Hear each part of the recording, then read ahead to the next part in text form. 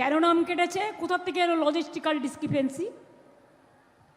ধরুন আমার নাম বাংলায় মমতা ব্যানার্জি, ইংরেজিতে আমি এম এ লিখতে পারি, আমি এমও লিখতে পারি, এটা আমার চয়েস, যা আমার সার্টিফিকেটে আছে। তাহলে তোমরা বাংলার সাথে ইংরেজি ম্যাচ করতে গিয়ে এআই দিয়ে এর জন্য অনেক নাম কেটেছ। একটা পরিবারের একজনের নাম আছে তো তিনজনের নেই। দুই, কি করেছ? একটা মেয়ের বিয়ে হয়েছে, শ্বশুর বাড়ি গেছে, তার স্বামীর পদবি নিয়েছে, ব্যাস বাদ, জানেই না বাংলাটা কি, বাংলার কালচার কি, বাংলার সংস্কৃতি কি। একটা মেয়ের বিয়ে হয়েছে, তার ঠিকানা চেঞ্জ হয়েছে, বাপের বাড়ি থেকে শ্বশুর বাড়ি গেছে, তাদের নামগুলো বাদ দিয়ে দেওয়া হয়েছে। আজকে তারা ভুক্তভোগী হবে। তারপরে অমিত শাহ ঘেঁটি ধরে সব ডিটেনশন ক্যাম্পে ঢোকাবে, আর এখান থেকে এনআরসি করবে, আর যা ইচ্ছে তাই করবে। আবার বলছে ডেমোগ্রাফি চেঞ্জ হয়ে গেছে বাংলার। কবে? না তো 2011 সালে, তখন আমরা ক্ষমতায় আসিনি, জানেই না। গর্ধ শক্তি, অর্ধ শক্তি, টোটালটাই জুমলা, টোটালটাই মিথ্যে, খবরই রাখে না। লাস্ট সেন্সাস যখন হয়েছিল তখন সবে আমরা ক্ষমতায় এসেছিলাম, আমরা মে মাসের পরে, মে মাসে শপথ নিয়েছিলাম।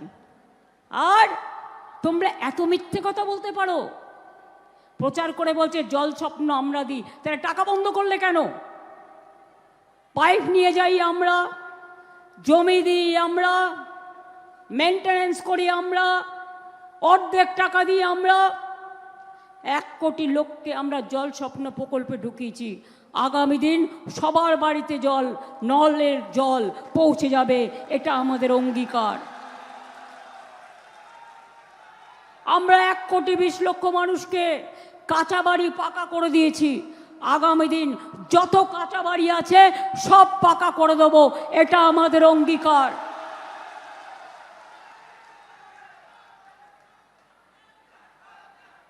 কৃষকদের জন্য আলাদা বাজেট হবে, এটা আমাদের অঙ্গীকার। যৌবনদের জন্য চাকরি সৃষ্টি হবে, এটা আমাদের অঙ্গীকার। ছাত্রছাত্রীদের জন্য তাদের ভবিষ্যৎ রক্ষা করা আমাদের অঙ্গীকার।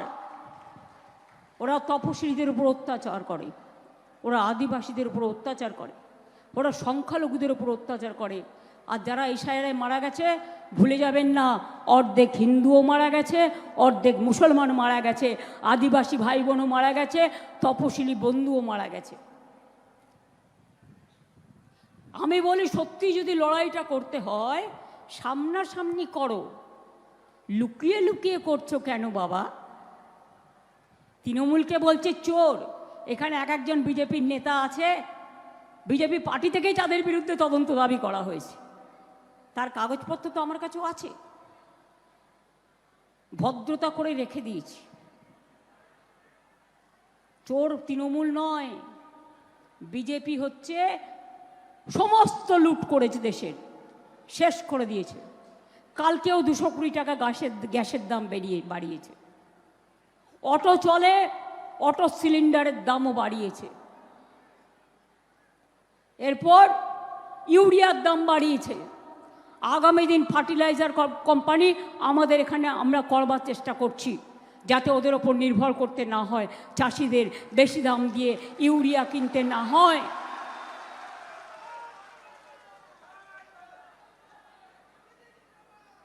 আমি আবার আপনাদের বলি, তৃণমূল মানুষের দল, মানুষের সাথে ছিল, আছে, থাকবে।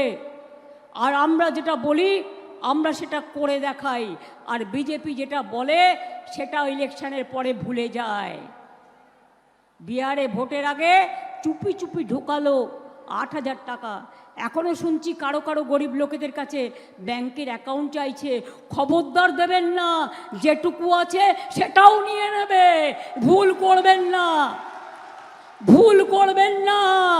টাকা ঢোকাবেন নাম করে, ওই যে ফোন এখন হ্যাক করে এআইকে দিয়ে, দেখবেন আমার নামে ছবি, আমার ছবি, আমার গলা, আমার সব কিছু দেখাবে, কিন্তু ওটা আমি আসল মমতা ব্যানার্জি নই। এগুলো আর্টিফিশিয়াল ইন্টেলিজেন্সের নামে সবার ভোট কেটেছে, সবাইকে লাইনে দাঁড় করিয়েছে, একবার নয় বারবার। এবার বিজেপিকে একেবারে বেলাইন করে দিন, আর যাতে কোনোদিন মানুষকে লাইনে দাঁড়াতে না হয়। এতদিন বাঁচবার পরে আপনাকে বলতে প্রমাণ করতে হচ্ছে আপনি এই দেশের নাগরিক কিনা। বাংলা ভাষায় কথা বললেই অনুপ্রবেশকারী, তো অন্য ভাষাতেও লোকে কথা বলে, আমরা তাদের বলবো অনুপ্রবেশকারী? আর অনুপ্রবেশ যদি কোথাও হয়ে থাকে আপনি দায়ী। অমিত শাহ মহাশয়, নরেন্দ্র মোদী মহাশয়, বর্ডার রক্ষা করে কে? বিএসএফ। কয়লা পাহাড় দেয় কে? সিআইএসএফ। এয়ারপোর্টের থেকে লোক নামে, কাস্টমস দেখে কে? আপনাদের সিআইএসএফ বা সিআরপিএফ। আমরা দেখি না, ওটা আমাদের হাতে নেই। আপনারা লুকিয়ে লুকিয়ে কি কি করেছেন তার তথ্য আমাদের কাছে আছে। বিপদে পড়লে মানুষ পাশের দেশ শেল্টার দেয়। আপনারা কতজনকে ঢুকিয়েছেন আমি জানি, এবং আমি চিঠি দিয়েও জানিয়েছি। আমি রেকর্ড করে রাখি সব কিছু, তার কারণ রেকর্ড কিন্তু একদিন কথা বলবে, এটা মাথায় রাখবেন। এবং পরিষ্কার তাই বলছি, যারা নমিনেশন ফাইল করবেন এদের প্ল্যান নতুন করে সব তৈরি করেছে। যাদের অ্যাপয়েন্টমেন্ট করেছে তাদের কাজ দিয়েছে নমিনেশন ফাইল রিজেক্ট করার জন্য। ভালো করে দেখে নেবেন। 2, ভোটের দিন আইটিবিটি অফিস ডিজি এসছিল এখানে। আমি শুনলাম ইনস্ট্রাকশন দিয়েছে সব মহিলাদের যেন চেক করা হয়। মহিলাদের গায়ে হাত দাও, মহিলারা বুঝে নেবে, আমি কিছু বলবো না।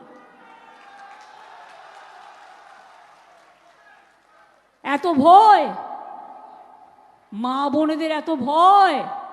তোমার ঘরে মা নেই, তোমার ঘরে বউ নেই, তোমার ঘরে বোন নেই, তোমার ঘরে ছেলে মেয়ে নেই, সবাইকে নিয়েই তো আমাদের পরিবার। তাই বলি বিজেপি, যতই করো হামলা আবার জিতবে বাংলা। যতই করো হামলা তৃণমূল জিতবে বাংলা। যতই করো চক্রান্ত হবে তুমি ব্যর্থ। গো হারাতে হবে ওদের, গো হারাতে হবে, যাতে কোনো দিন মাথা তুলে দাঁড়াতে না পারে। সব কিছুর একটা শেষ আছে। সংবিধান বিক্রি করে দিয়েছে, গণতন্ত্র বিক্রি করে দিয়েছে। আজকে সেন্ট্রাল ফোর্সকে বলছে যাও বাড়িতে গিয়ে গিয়ে রেড করো। তারা আমার বন্ধু, তারা আমার শত্রু নয়। আমি আপনাদেরও বলবো এই গভর্নমেন্ট কিন্তু টিকবে না, বিজেপির গভর্নমেন্ট।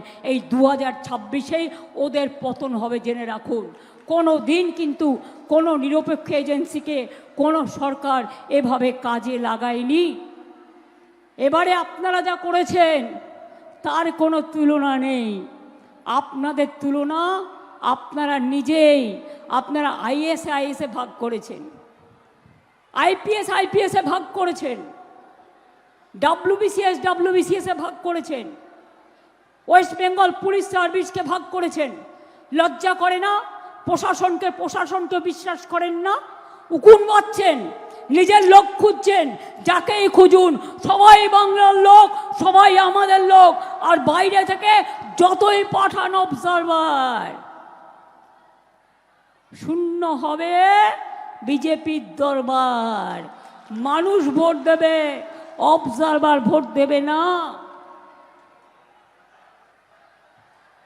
বাংলা একটু অন্যরকম। বিহারের লোকেরা বুঝতে পারেনি, মহারাষ্ট্র বুঝতে পারেনি, হরিয়ানা বুঝতে পারেনি। ছলনা করে বিজেপি জিতেছে। কাউন্টিং, ইভিএম মেশিন চেক সব ভালো করে মাথায় রাখবেন। পাড়া হঠাৎ করে অন্ধকার করে দিয়ে মেশিন পাল্টে দিলে যেন না হয়। আর প্রত্যেকটা 1000 ভোট থাকলে 1000 চেক করবেন, আর ভিভিপ্যাট ছাড়া চেক করবেন না। আর কোনো জায়গায় মেশিন খারাপ হয়ে গেলে সেই মেশিনে আর ভোট অ্যালাউ করবেন না। Subscribe to One India and never miss an update.